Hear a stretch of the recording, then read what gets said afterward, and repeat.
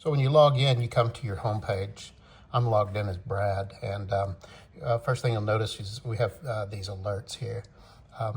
In the office, they can put these in there, and they could have a link which will open up in your web browser.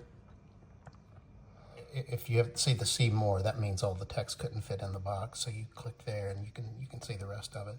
I think most of you already have this feature, but when you click on locations, you can select your route.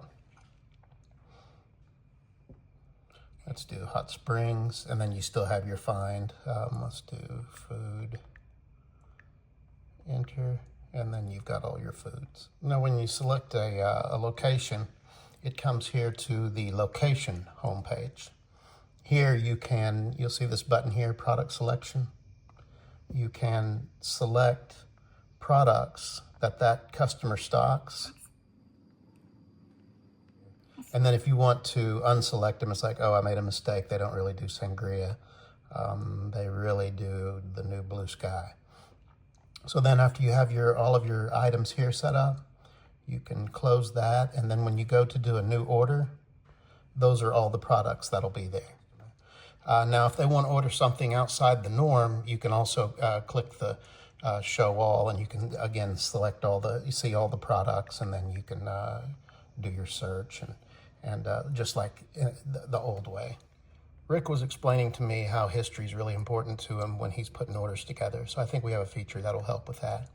If you click new order, and this is a Walmart, and this is their item selection, you can click on an item, and it'll show you the last orders, the date and the quantity for that item at that location.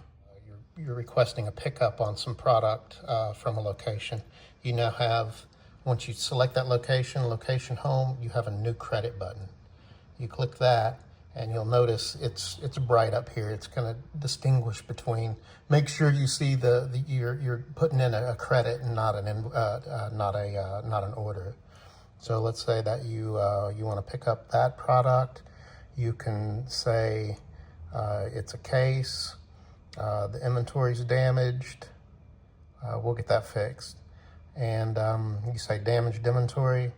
You click save, and then you can see damaged inventory credit. And then at the office, there will be both a credit invoice that prints off, and the next invoice for that customer will have a credit line item, reducing the amount of the invoice by the amount of the credit. Like I just put in some orders here, and you can see the SD, those are assigned as sales deliveries. The ones that don't have the little green dot, those are driver deliveries. So what you can do, let's say that you have some changes you need to make to the delivery order. You can go manage orders, and then you have this screen.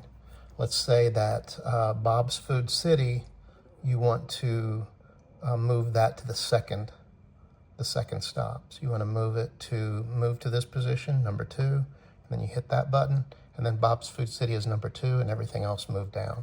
And then you see it still says sales delivery. It's like, no, we're going to make that a driver delivery. You can always do a restore default, and then Bob's Food City is back down where it started.